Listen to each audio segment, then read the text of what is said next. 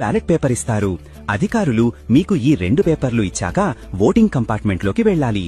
అక్కడ ఉన్న స్వస్తిక్ ముద్రను తీసుకుని మీకు నచ్చిన అభ్యర్థి గుర్తు పక్కన ఉన్న గడిలో బలంగా ముద్ర వేయాలి. ఇక్కడే అసలైన విషయముంది, జాగ్రత్తగా వినండి. ముద్ర వేసిన తరువాత పేపర్ని ఎలా పడితే అలా మడతపెట్టకూడదు. మీరు వేసిన ముద్ర తడి సిరాతో ఉంటుంది.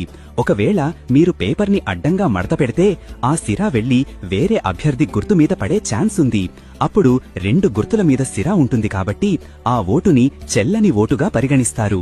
మరి ఏం చెయ్యాలి? మీరు ముద్ర వేసిన తరువాత పేపర్ని నిలువుగా మాత్రమే మడతపెట్టాలి.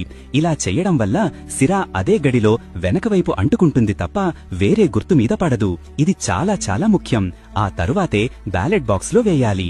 ఇక ఓటు వేయడానికి వెళ్లేటప్పుడు తీసుకోవాల్సిన జాగ్రత్తలు. పోలింగ్ బూత్ లోపలికి సెల్ ఫోన్లు అస్సలు అనుమతించరు. లోపల ఫోటోలు, సెల్ఫీలు తీయకూడదు.